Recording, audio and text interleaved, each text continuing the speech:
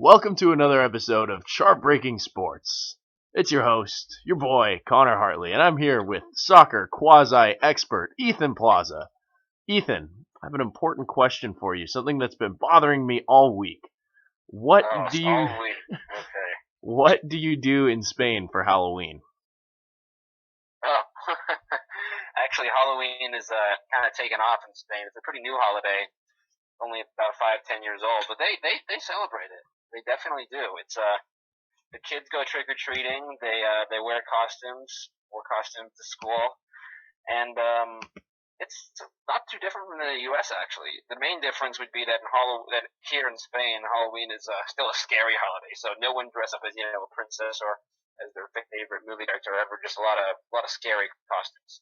Oh, okay. So they're still taking the scary part of it pretty seriously. Yeah, I wouldn't necessarily say that's the way it goes here. It's a little. No one in Spain uses Halloween to dress up. Let's just say provocatively, as it uses it as an excuse to dress up in such a way. Here, it's an excuse to dress up as a zombie or a mummy or skeleton or whatever. Yeah. No slutty pumpkins or police officers or nurses. Nothing along those lines.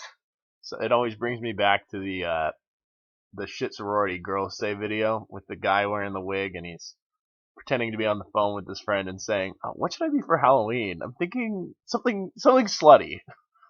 And that's pretty much the way it goes. I myself am probably going to be a slutty GRE. We'll have to see. Slutty GRE. Yeah, good. Okay, I'm good with that. Good fun with that. Yeah. Well, you got to give me points for creativity, right? All right. So today we have a few things we wanted to talk about. Beginning with, today is a very important day. This past week was the 10th week in the EPL, which means that every team's record is now a formation. So we're going to nerd out and talk about these formations / records for all the EPL teams.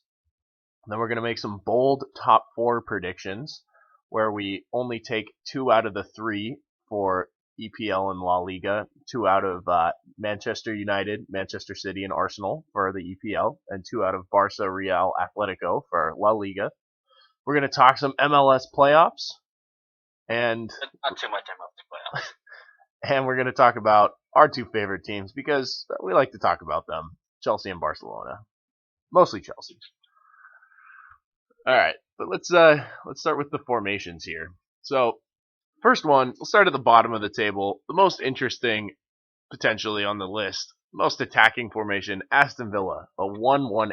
Ethan, do you have anything to say about the efficacy of playing a 1-1-8? Well, Aston Villa has a -8 goal differential, so they definitely need some offense. So maybe a 1-1-8 isn't a bad formation for them to consider at this point in their season. I mean, it's pretty attacking heavy. But they're really going to overwhelm every defense that they play. On the flip side, not too much defense. Their goalie's really going to need to step up. Radus Don, our Yankee playing in Aston Villa, he's going to need to step up for them. Big task at hand for him, and frankly, I don't think he'll be able to handle it. So I think Aston Villa, if they go with that 1-1-8 formation, they'll lose a lot of games. 7-5. 8-7, some really high-scoring, entertaining games. It's too bad they just fired their manager, Tim Sherwood, who is known to be pretty tactically inastute, and this would have been a great formation for him because his strategy when Aston Villa were losing games was sort of just to throw on another forward with no rhyme or reason to it.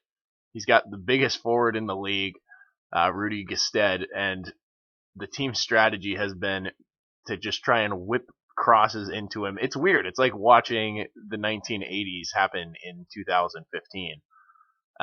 So with that 8 forward lineup, they're going to have a lot of width, and a lot of men in the box. So maybe, they'll get their crossing strategy. But considering how slow this team is up top, they're going to get killed on the counter. None of those 8 players are going to get back. And we wanted to talk about, because these teams aren't realistic to be seen in real life, the one place you might see them is FIFA. How would this be as a FIFA formation? it would revolutionize the game. As I said, a lot of 7-6 games. It would be back and forth, no midfield action. It would be crazy. It would be wild. It's harder than words how wild it would be actually. A 1-1-8. You know, I just feel like any very simple 4-4-2 could counterattack the bejesus out of this. I would not recommend. You're right. I would not recommend playing a 1-1-8 in any FIFA game, regardless of the score. Maybe we should have spoken to our FIFA expert, Mark Stinson. Well, his formation. We'll have to send them his way. Get the professional analysis on them.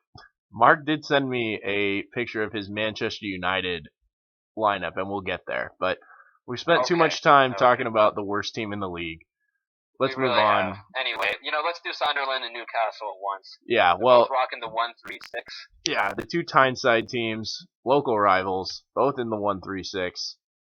Again, this is going to be a defensive problem because Newcastle has shipped 22 goals, Sunderland 19, and I just don't see any way that they can win a game with one at the back. You'd probably have Newcastle with Koscielny back there, Colasini back there, and he's not very good. He's going to give up a lot of goals. Sunderland, maybe you put DeAndre Yedlin in the back for his speed, but again, it's going to be a problem. I don't see how one player marks an attack. I think the best way to do it is those three midfielders really have to be like three defensive midfielders, and then the 6 forward just kind of run free up top. It's really the best way to have it go. Those three midfielders really cannot attack at all. So the only way it'll work. That's true. They have to be the first block, and you've got to have at least one of those forwards as a playmaking type, like a number 10 who can come back a little bit, receive the ball, and play from the forward area, from the midfield area. How would you apply this team in FIFA? How would I apply this team in FIFA? Well, like I said, it would be more like a sweeper. That one defender would be like a sweeper, and those three midfielders really would sit really far back. And the 6 forwards, I don't even know what do I do with 6 forwards. It's like the most attack heavy team out there, like Argentina or something. Like I don't know what I would do with the 6 forwards, but they would just run wild on top. Yeah, some sort of you need some sort of player who plays like a 10 role, just a playmaker, at least 2 of those, and then some. I don't even know. You just have width, 2 to 3 guys in the middle of the field, just always in the middle of the field. It's multiple number 9s. Yeah. You could have a triangle in the middle, 2 strikers and 1 10, 2 wings, and then 1 player who just gets to do whatever he wants. Or you could go 4 flat across the top with 2 players behind them to play make. But either way, the real problem with this formation is that there's no width defensively. So even with 3 holding mids, you're going to get broken pretty easily by a ball out to the wing.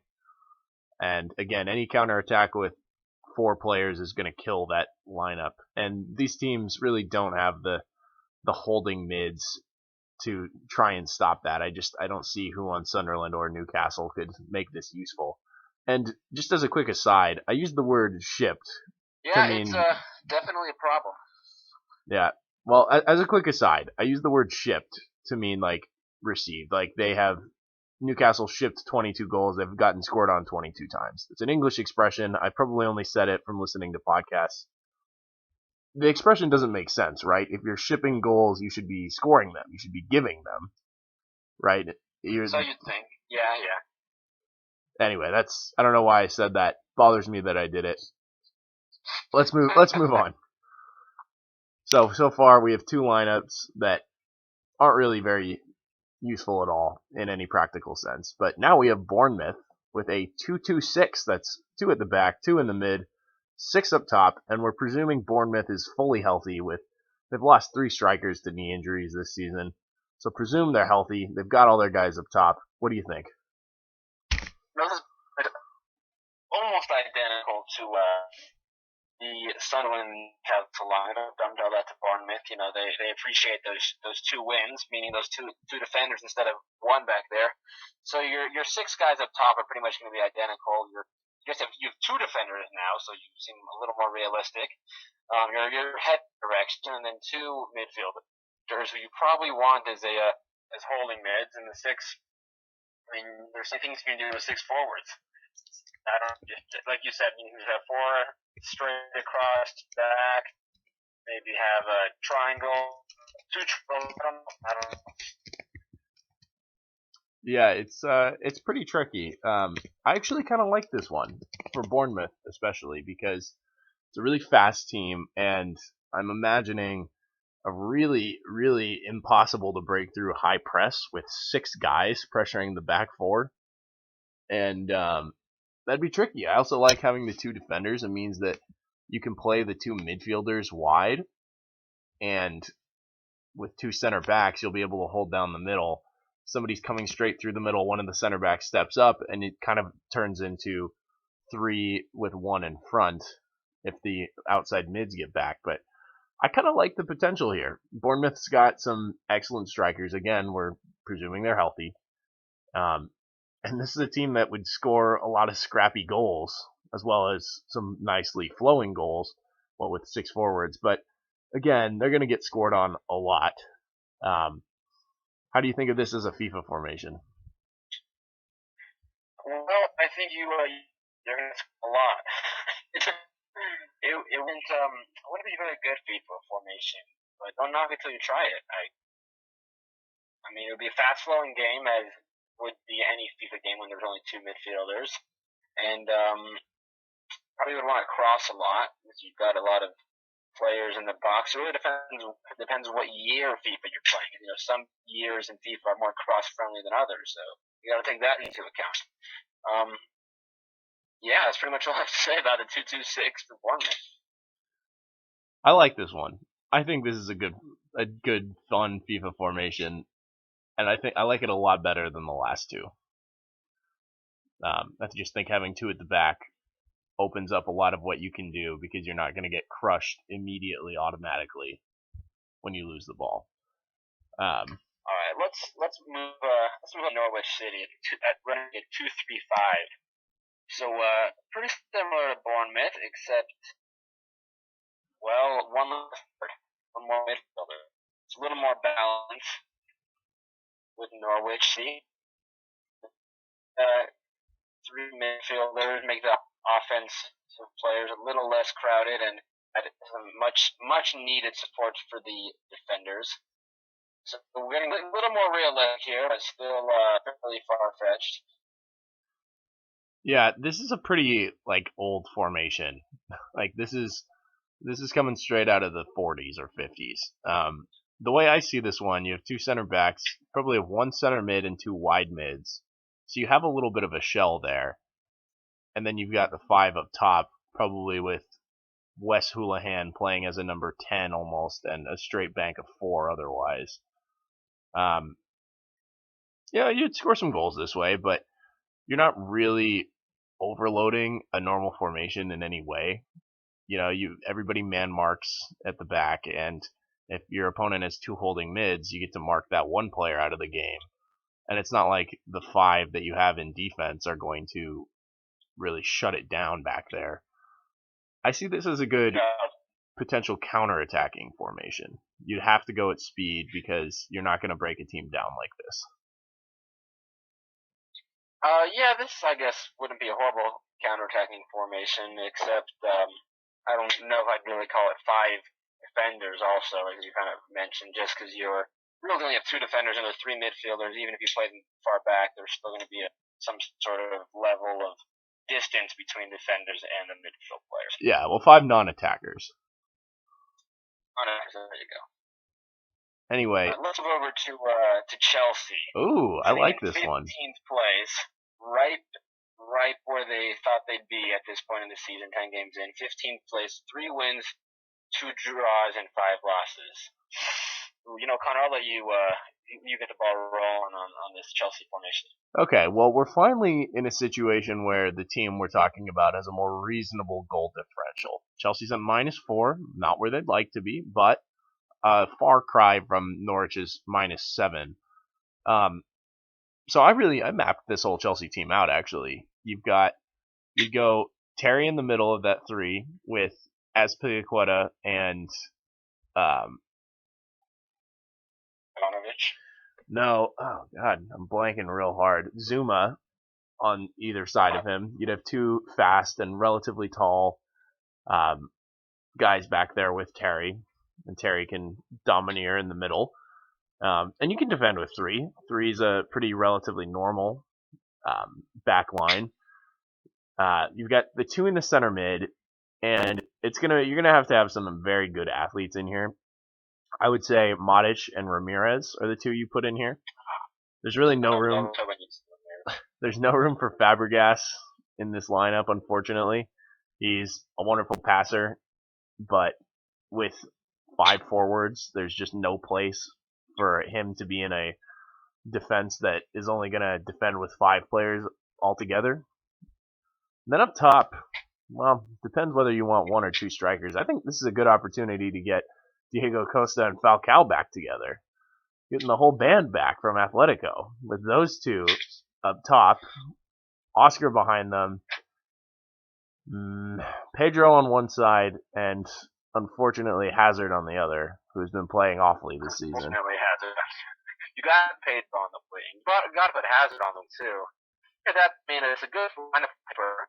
But again, that's been the case the whole season for Chelsea. Yeah, there really is for Fabregas unless you start him over Oscar.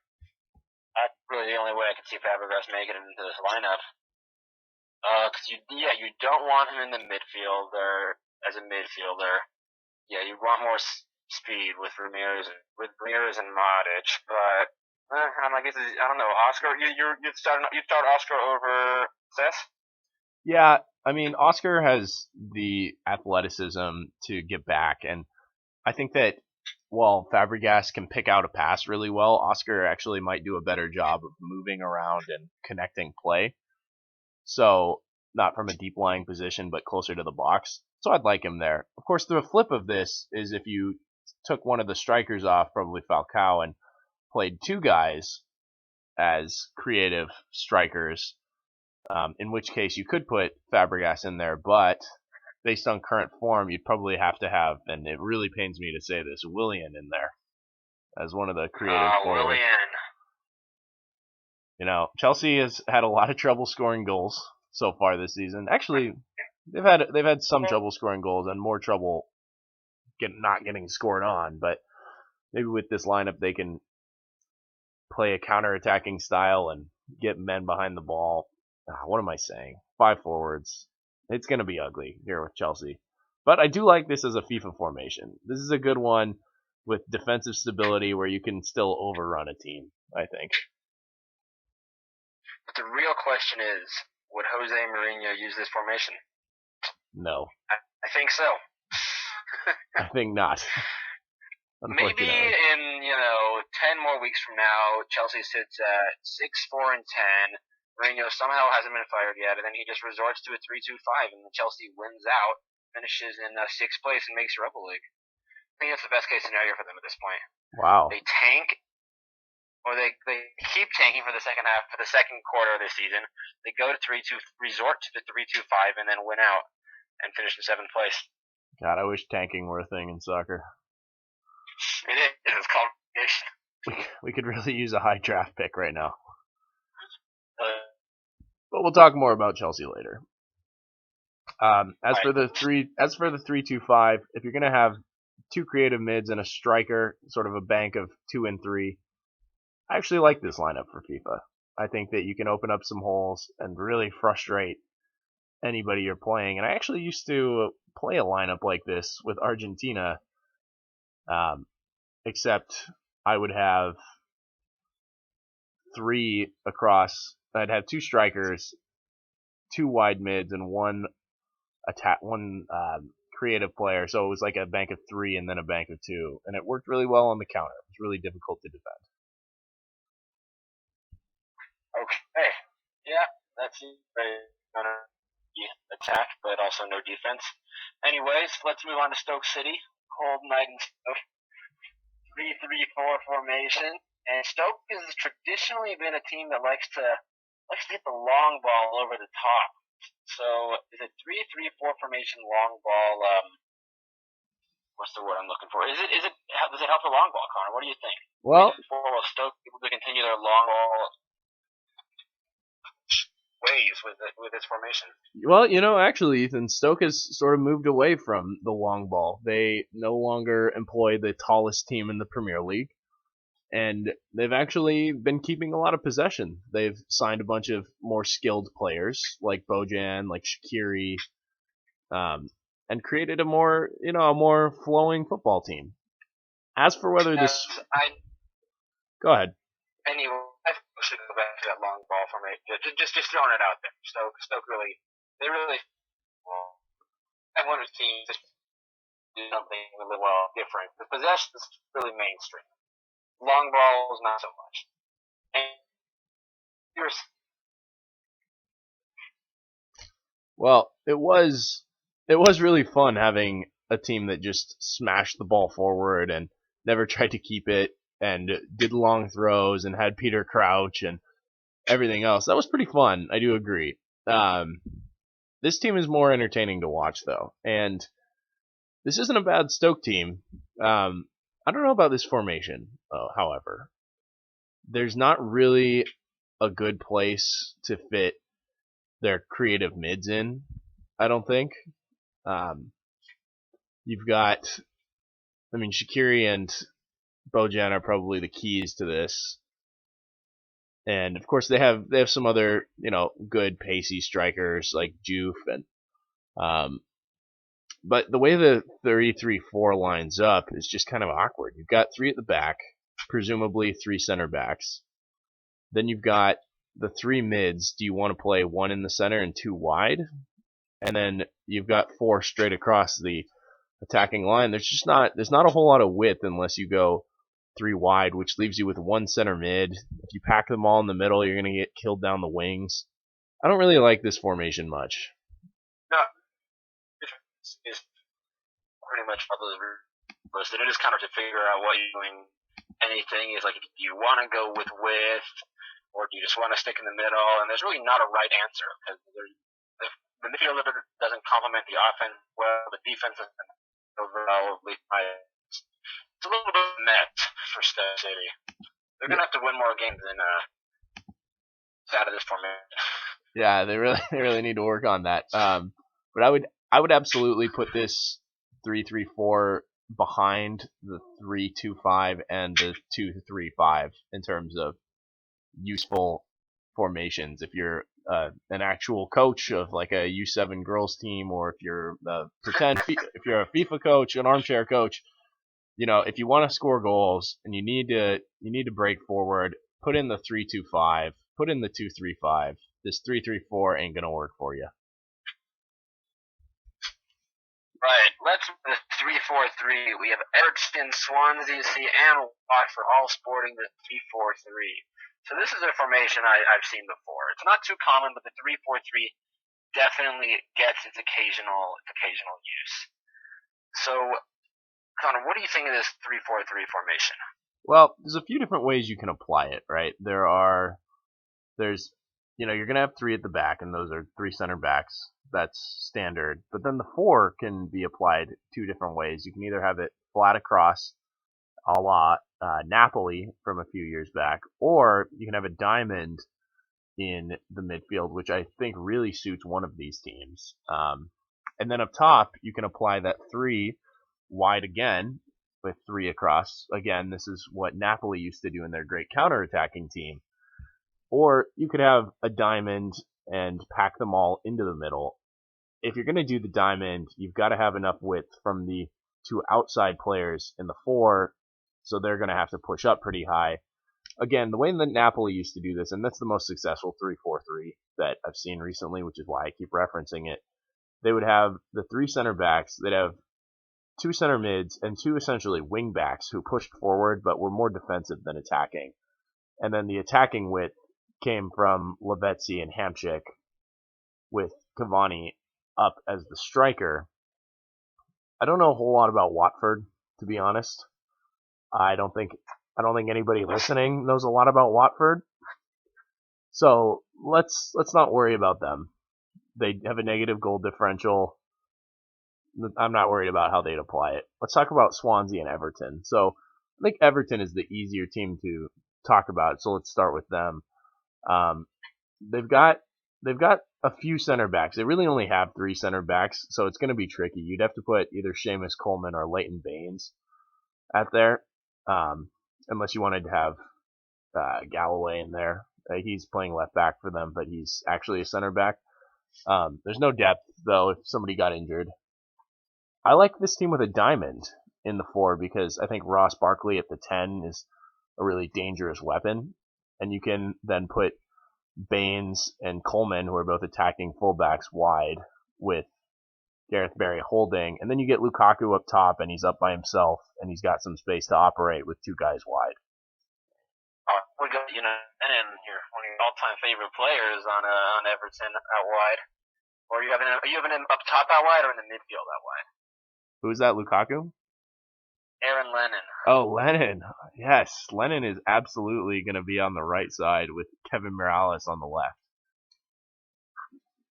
And then you've got Kone off the bench, who's a powerful, pacey guy. He can really go in any spot on the top 3. I think this is a really good formation for Everton. You can, as long as you can defend enough, once you get the ball, I mean, Baines and Coleman are great long passers. Barkley's wonderful at running a counterattack, and he's got 3 options in front of him. That's a dangerous team. You got to send this lineup to Martez. I think Everton would like to see them a little higher up the table at this time in their season, much like Chelsea, except doing a little better than Chelsea so far. So yeah, a 3-4-3 might be just the doctor ordered for the Evertonians. All right, so let's look at Swansea then. This is another case of a team who has a striker who can be the lone striker in Gomez. He's probably better as his own striker instead of packing some other guys in there with him. I wonder, though, regardless of how you line this up, if there's 3 wide, if having so many wide players compromises Andre Awu's ability to play make from the right side of the midfield. Well, you have to rock the diamond, I guess, so that you wouldn't, have that right side of the midfield be too crowded, or at least would be more space and with a flat 4. Even then, I tend to think that if you're the right mid and you have a winger in front of you, you kind of don't have the creative license. You don't have the same space in front of you.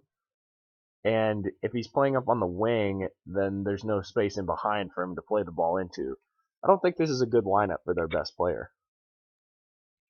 That is true. Our Ghanaian friend. I don't know why I refer to him as our friend, but anyway. Friend of the podcast. That's an interesting point. Friend of the podcast, Andre Ayew. Why not? This also, you could go with the diamond, but I don't see how this suits Gylfi Sigurdsson, the team's other creative hub, the attacking midfielder. Either he's in a bank of 4 and he's forced to play deeper than he should be, or he's a 10 in the diamond, and I don't know, it doesn't seem right for him. It doesn't seem like the right spot. He seems like he's a better 4-2-3-1 player, as do most of the Swansea players. Well, I guess that's what happens when they don't win enough games. Shame. Yeah, well, one more win and one more category could have gotten them in there. Oh yeah, that too. One more category. All right. What about the FIFA efficacy of this lineup? Would you take this over the 3-2-5? Yeah, I would take this over the 3-2-5 just because I'm a believer in midfield. Wow. I'd rather have a crowded midfield than a crowded group of forwards just because they'll be on the ball more and be more useful around the whole field. So yes, I would take the 3-4-3 over the 3-2-5 any day of the week. It's pretty unfortunate that we didn't get a 2-5-3 out of here. I don't think it's unfortunate. I think if there was a 2-5-3, we wouldn't be having this podcast right now. All we needed to do was use the American version of it, and Norwich would have had the 2-5-3, and that is one of my favorite FIFA lineups. Okay. Anyway, so what do we have next? West Brom with the 4-2-4. This is a formation that I'm actually a FIFA fan of. I used to almost exclusively play with the 4-2-4 back in my youth days of FIFA. I wasn't as big of a fan of midfield. This is a good formation for a team like Argentina, a team that just has way too many attacking options, and and you just need to have them all in the field at the same time. I don't know if it's really best suited for West Brom because, well, they don't have the likes of Messi, Tevez, Aguero, Higuain, and Lavezzi, but they can dream, can't they? They can dream, and this would have been a really good.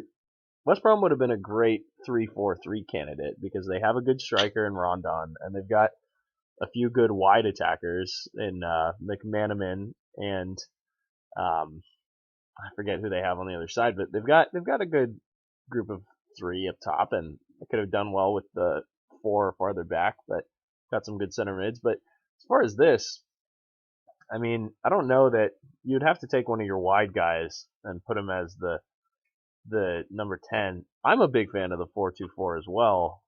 My youth team actually grew up playing this formation, and we used to kill teams with the counterattack.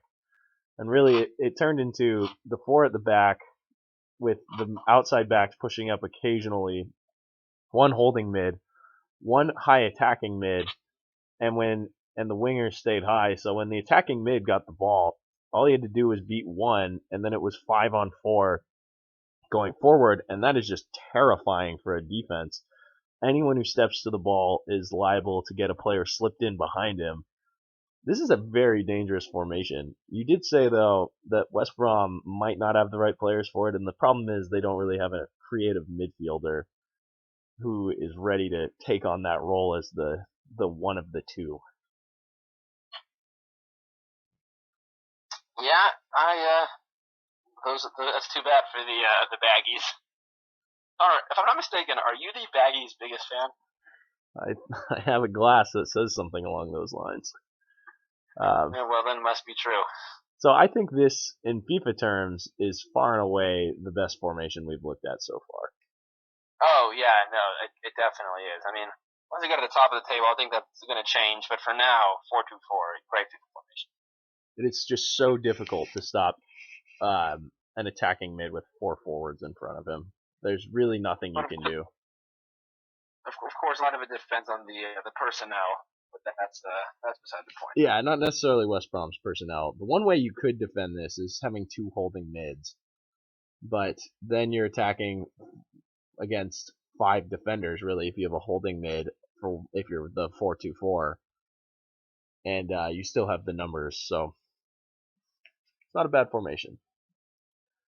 All right. Next so up. We have Liverpool and Southampton both at a 3-5-2, which is ironic because, well, Liverpool used to have a 3-5-2 before they hired Klopp and fired Brendan Rodgers. So, and now it looks like they're back to the 3-5-2, even though Klopp immediately got out of the 3-5-2. But I guess he's now back into it. What do you think? Well, Liverpool have a glut of players who attack straight down the center, and they have a distinct lack of wide players. So this might be a great formation for them because you can lump a bunch of people into the middle. You can get Coutinho and Lallana and Firmino all into one midfield. Of course, the problem is there's no width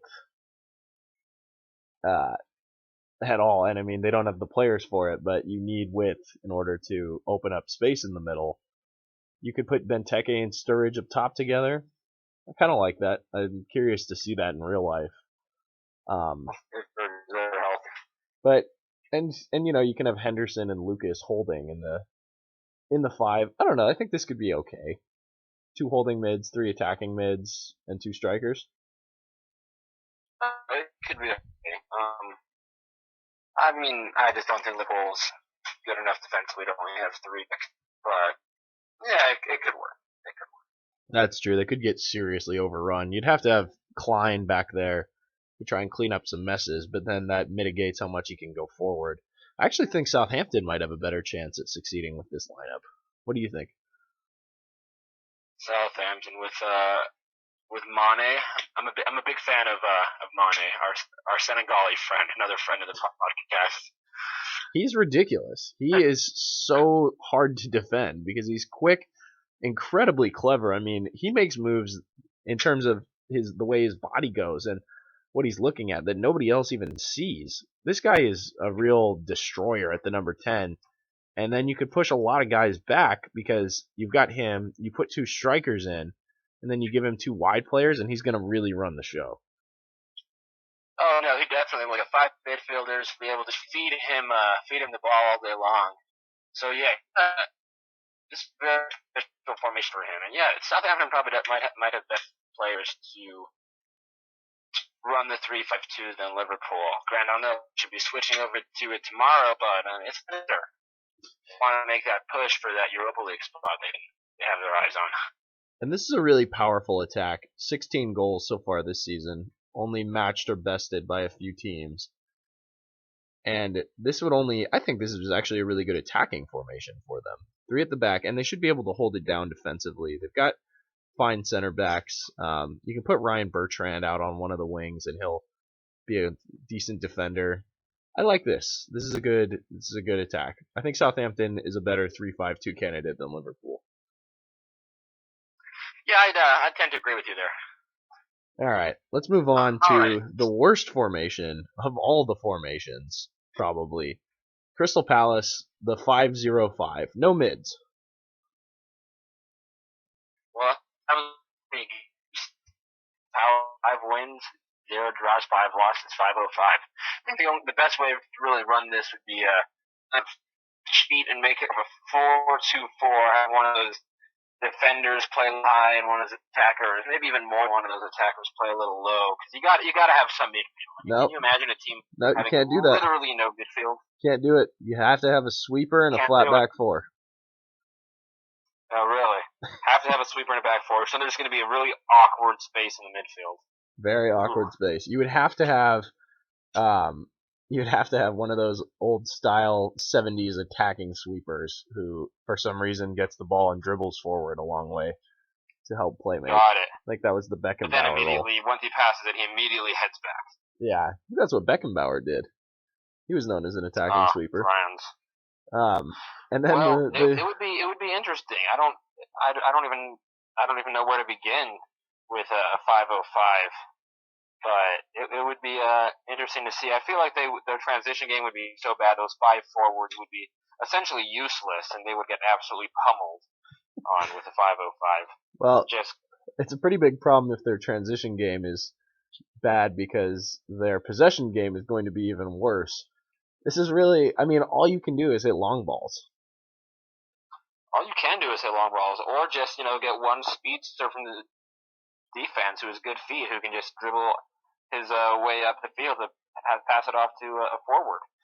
But yeah, they're going to have a tough time getting. On one hand, you think, oh look, 5 forwards counterattack, but on the other hand, the only way you're getting a counterattack is if you hit a really long ball from deep. So I don't think it's going to be a good counterattack formation. At the same time, I don't think it's really going to be good at anything. Actually, counterattack, possession, you name it, they're screwed. Here's your best plan if you're Palace. You've got a very athletic, very fast attacking group. Your defense hits a long ball into the opposing defense, and then you press and try and win the ball back. That's pretty much your best plan of attack, right? A dump and chase? Basically. Some hockey there, okay. But you're conceding possession in order to try and win it back. Yeah, that's I guess that could work. Kind of a rugby thing to do, but definitely a rugby thing to do. Okay, this is the worst formation on the board in my opinion. We need to move on. All right, so we have a. Also, it was illegal in FIFA. It's an illegal FIFA formation. Can't have no mids. Okay, 4-5-1 Tottenham has a 4-5-1. This makes sense for Tottenham. Harry Kane at the top, just by himself, which isn't much different than right now. Does Tottenham actually, do they have a 4? I don't know what their formation is, but is it a 4-5-1? Is this actually any different than what they currently have? No, this is what they play because they play they play a 4-2-3-1, which if you compress those, 4-5-1. yeah, if you compress it into 3 numbers instead of 4, it's a 4-5-1.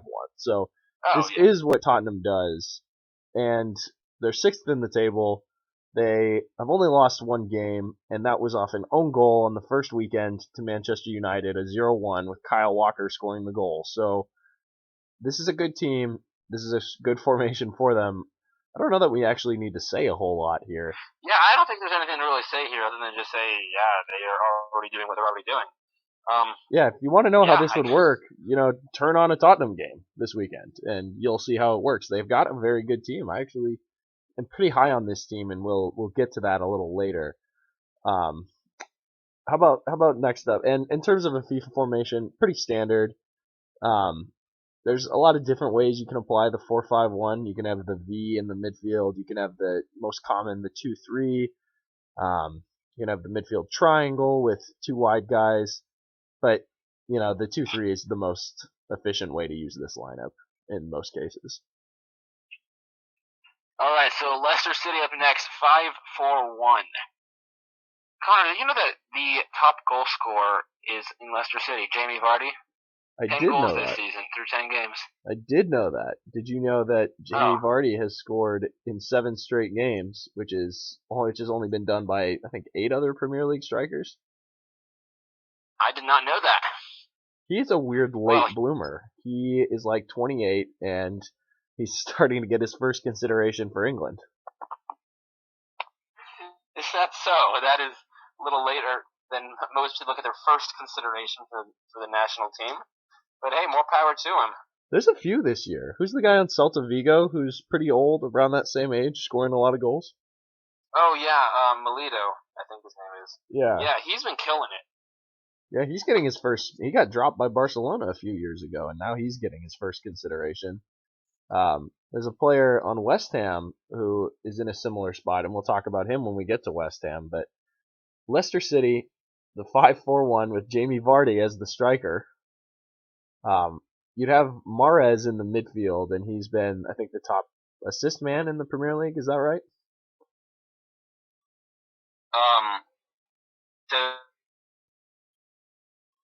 I think I lost you. I think Ozil's the top assist man in the Premier League. Oh, okay. I think Mahrez is somewhere in that region, though. He's right behind him, just 2 assists behind him. But still, yeah, he's the top 3 in the EPL assists. So I don't really like the 4-5 or the 5-4-1 a whole lot. And really, if you think about it, if your 2 outside backs are going up pretty high, which is one of the 2 ways you can apply the 5-man defense, it's really like a 3-6-1. That's one way to look at it. I don't know about the spacing. 4 in the midfield, 5 in the back. I mean, you've either got 2 outside back. You've either got a sweeper in there, which is sort of a defunct position, not really one you'd want to play. It's okay in FIFA though. So you've either got 2 outside backs, 2 fullbacks, and 2 outside mids, or you have 4 kind of crammed in a tight diamond and 2 wing backs. You'd keep a lot of the ball, at least in this lineup. That's true. I don't really know what else to say about a 5-4-1, just because it's a little more conventional. These last 2 really have been the only conventional formations in that we see them more often than we see a 1-3-6. But yeah, Leicester City with the 5-4-1. What do you think about this as a FIFA lineup? This is a boring FIFA lineup. I mean, who would actually play a 5-4-1? Have you ever played a 5-4-1 FIFA lineup? Not unless I was trying to protect a lead or I had a really. It's like you're parking the bus. That's basically just we're going to park the bus. If you have a really limited group of attackers, you might play it. Yeah, you might play a limited group of attackers, but in general, I'm not a fan of 5 defenders. Unless, in regular gameplay, if you're protecting a lead, absolutely. Yeah, I wouldn't want to use it as a FIFA formation. 5 defenders doesn't really tend to protect much more than 4 defenders does. If you have a sweeper, it really doesn't, no.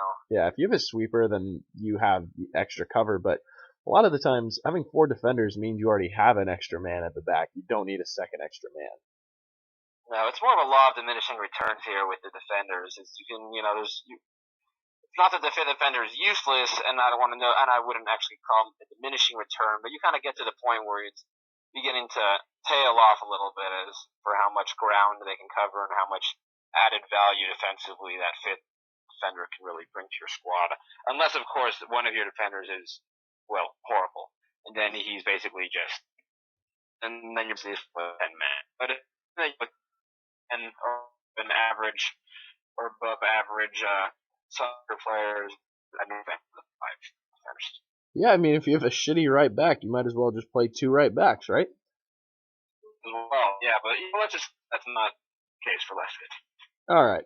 How about Manchester United is next, and I got a picture of how this formation turns out from our buddy Stinson. Okay, and West Ham also with a 6-2-2 formation. So okay. West Ham and Manchester United with a 6-2-2. But let's hear what our good friend Stinson has to say about a Manchester United 6-2-2 formation. And I'm sure he put a lot of thought into this, knowing how Mark loves Manchester United and, more than anything, loves formations. So let's start from the top. Actually, he had Rooney and Martial up top. That's pretty understandable. That's pretty standard, yeah. Although with this lineup, I don't know if you want Rooney out there. You might want somebody who's a little better on the ball, a little more helpful as one of your 2 strikers. But then in the center mids, he had Herrera and Schneiderlin. And I understand the rationale. Those are 2 of your most active center mids. They're because you have such a numerical disadvantage forward.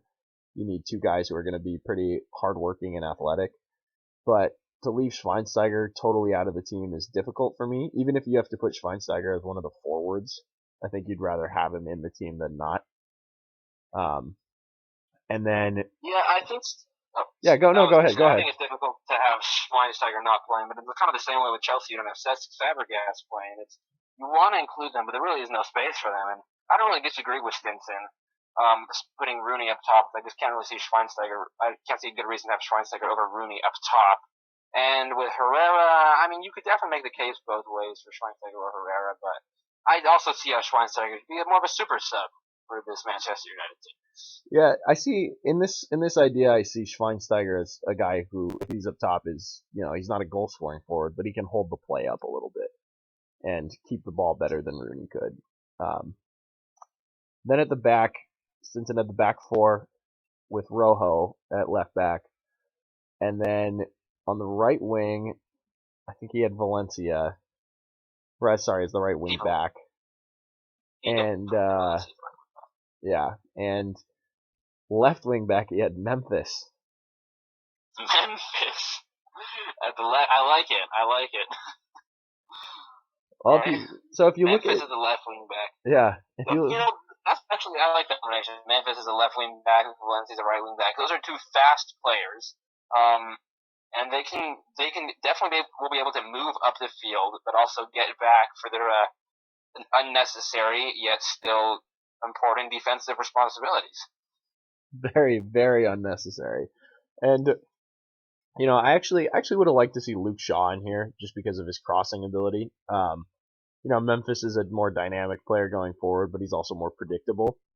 And you said unnecessary. Manchester United has only had 8 goals scored on them and 15 scored for them. So this is really not a very conducive lineup to fix their weakness, which is scoring goals. Not a great formation for them, but also not a great formation for this other team, West Ham, that's also in the 6-2-2. Well, let's finish off Manchester United's center back situation. I didn't get it here. Oh, the center backs were Blind and Smalling, like in real life. Oh, Blind and Smalling. Okay, like in real. Okay. Just confirming. Yeah. So West Ham, different type of beast, same formation, but they've scored 22 goals and allowed 13 compared to Manchester United 15 and 8. This is an offensive powerhouse that maybe could use the extra cover. Yeah. I'm not going to repeat what I said earlier about 5, let alone 6 defenders. But I mean, hey, if it if it works, it works. I mean, yeah, it's been scored on 13 times this season, so sitting at a pretty comfortable +9 goal differential. So yeah, West Ham could do with a little more defense if they want to maintain that top 4 spot and run a champion. I think we expected run a little longer, and so we'll postpone our bold top 4 predictions, and they are good. You're gonna want to hear them. So come back and listen another day. But let's go on and talk about our favorite teams because we like to do that. Chelsea, you wanted to talk about Atletico Madrid. I know you somehow share an alliance between Atletico and Barca, just like I like to share my alliance between Chelsea and Manchester United. I don't. Can you explain that, by the way? Are you a Patriots and a Giants fan, or? No, I don't want to explain it, but it's not like it's complicated. It's not that complicated. It's complicated. You do like the Niners what? and the Raiders. Niners and the Raiders. Yeah, I don't like the Niners that much. I don't need to go. I'm not going to go into this too much. I'm not one of those people that consider the Niners and the Raiders to be rivals, or do I consider the Giants and the A's to be rivals.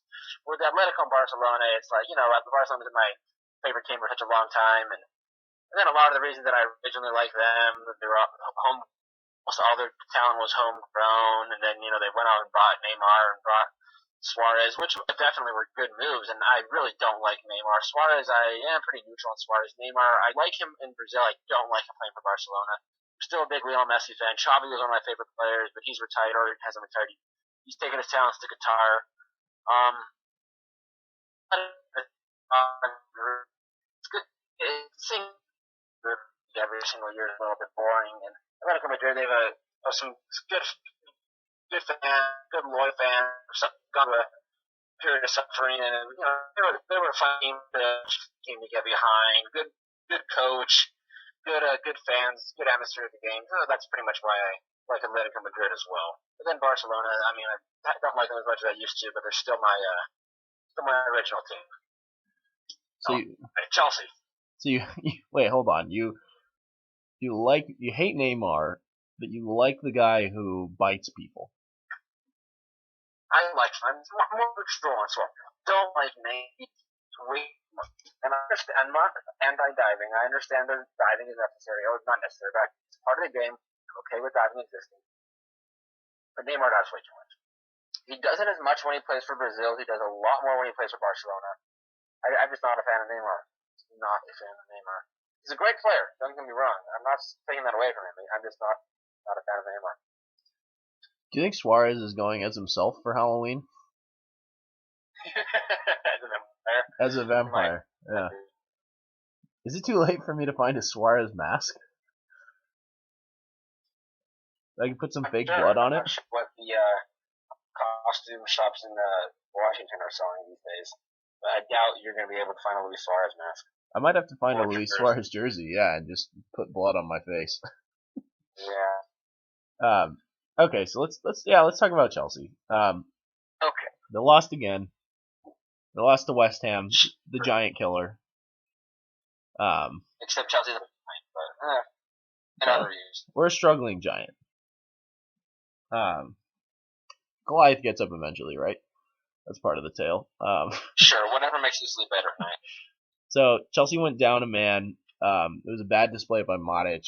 He picked up two first half yellow cards, and got sent off pretty early. Mourinho was banned into the stands for the second half, which has led to a great run on the rumor mill. But Chelsea actually played well, considering they were a man down, played with a lot of energy. They had it drawn 1-1, and eventually they just got overrun by West Ham. Payet was impeccable again. But you can see it starting to fall together a little bit for Chelsea. There's a few players who still are not on form. Hazard, I think, is the biggest culprit of that, which is too bad. He's my second favorite Chelsea player. He was our best player last season. He's the player who turned us into a title contender, really, but he's just not playing very well. He's not taking players on one-on-one, And if you watch him, yeah, he's really, I mean, he's not trying to beat anybody. He looks like he's just trying to keep the ball, scared to give it away almost. And he's at his best when he's wrong-footing people and slaloming through multiple players. But it was encouraging to see how well Ramirez played. He really brings a boost of energy into the side. And honestly, West Ham's a good team. If you're going to be down a man for the whole second half with a tie score, it's not super improbable that you're going to lose. And I thought Chelsea actually matched them in terms of play, which they haven't really been doing for the past several weeks. Like when they played Southampton, they were totally outplayed. Against West Ham, man down, played okay. Well, we'll talk about the victories for Chelsea, even if you can't actually call them victories. But we got Liverpool. Yeah, got Liverpool. Interesting game. Yeah, supposedly, according to the tabloids in the UK, this is the game that decides Mourinho's job future. Well, I guess we'll have to we'll find out once Jurgen Klopp gets his first EPL win, if that's actually the case. EPL win? Who are they playing in 2 weeks? Are they playing somebody easy in 2 weeks? Because I know it's not going to come against Chelsea. We'll have to wait and see. I feel good about our chances against Liverpool. I think we can beat Liverpool, but again, they can beat Liverpool. I mean, they can't. You could have said that about almost everyone they played, but then they just don't. Well, I was encouraged by the play against West Ham. I think they're right about to turn the corner and start playing like a top team again. And I think Liverpool would be a great place for it. So the tabloids, though, after Mourinho's tirade against the referees and getting sent off, have him going to PSG with Terry and Pep Guardiola coming in to coach Chelsea. I'm tired. I'm just going to go on and say I'm tired of hearing all this stuff about Pep coming to EPL. Like every day I see a new article by on some British news site or British media saying that Pep Guardiola is coming to the EPL. And you see it occasionally about Diego Simeone, but you see it just because I'm in Spain. But you'll see it way too much about Pep coming to the EPL. It's like, get over it. Like I don't think he's going to watch night of coming to the EPL. But yeah, I mean, don't think that John Terry is going to go to PSG. Just like I don't think Ronaldo is going to PSG, which are rumors you'll occasionally hear around these parts. But whatever. I just think that these rumor mills like the Telegraph are making shit up in their spare time, and maybe we should do that. Really are.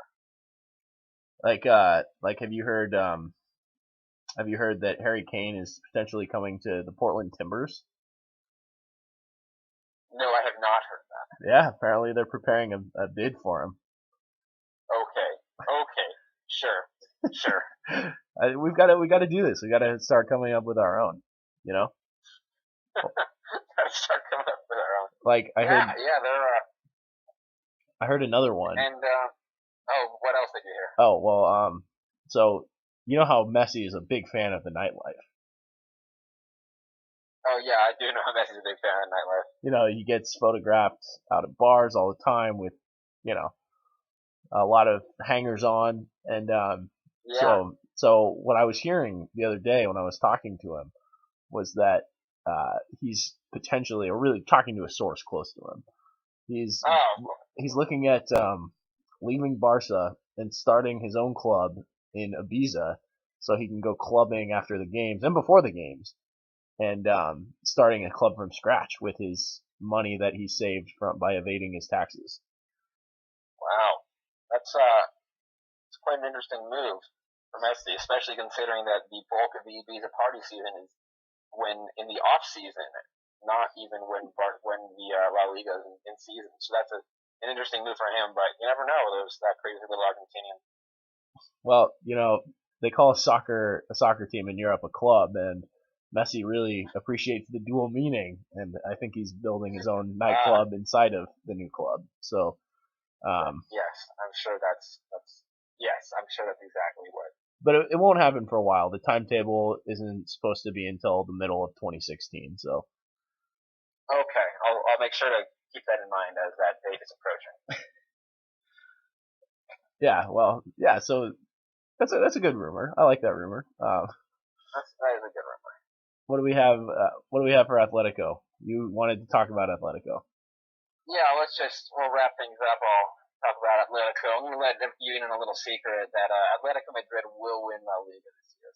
Is this another fake Why? rumor, or what are we doing? No, this isn't a fake rumor. Atletico Madrid, through 9 games, next week we'll be able to go over La Liga's formations. Well, we could, but anyways. La Liga's only played 9 games. Atletico Madrid, 6 of the 9 games have come against, 6 teams at the top of the table. And they fared decently well. They're in 3rd place right now, only a few points behind Real Madrid and Barcelona, who are tied up top. And then Atletico's next, I think, 6 games are very, very winnable. No big names coming up. They had a good win against Valencia last weekend at home. Jackson Martinez is finally coming around. He was a big summer signing. He scored 3 goals, 2 of which have come in the last 2 games. Finally getting in form. Koke, their captain, creative center midfielder, who's played only 1 or 2 games this season. He's been out with injury, just came back, so he's looking good. It'll be good. It'll be good to have him back. This Belgian by the name of Jurasco, I don't know if I'm pronouncing that correctly. Young Belgian that Atletico Madrid signed over the offseason also is beginning to play fairly well for him. Scored a nice goal against Valencia this weekend. And also Vieto, another offseason signing for the young Argentinian midfielder, also had a rough start to the season, but he's getting back in form. So everything's really fallen in place for Atletico Madrid. Players are getting healthy, schedules getting easier, the rough part of their schedule is over. Brenda will have to play Real Madrid and Barcelona again, but I like where they're standing. I wouldn't be surprised by the time Christmas rolls around, by the time 2016 rolls around, they're at the top of the table. And Barcelona and Real Madrid are playing each other in El Clasico in 3 weeks, 2 weeks, 3 weeks, November 21st. So that will be obviously only one team will be getting points, or maybe they'll draw and 2 teams will be getting points. But either way, Atletico Madrid will have an opportunity to pick up points on those 2 giants, and both of those teams will play Valencia in the next couple of weeks. So I mean, that's definitely not a for sure win. It'll be I think it'll be interesting to see how these next 6, 7, 8 games play out. And Atletico Madrid, they're going to be Spanish champions again. You heard it here first. Like the boldness. And I will say in your favor, statistical analysis seems to indicate that it's more important over the course of a season to protect points rather than to go out and gain them. Shutouts are worth more than 3 goal games are, and Atletico's got a great defense, so that should help them. Barcelona has not had a very good defense recently. They again were scored on this week, and they lost to Eibar 3-1. And not only were they scored on, they were scored on first. Again, the week before that, they lost to Rayo Vallecano 5-1, scored on first. So it's not like you can just credit it to garbage time goals. But just putting it out there, Barcelona's defense hasn't been playing very well. Atletico Madrid's defense is one of the better defenses in Europe. Yeah, indeed. So let's wrap things up.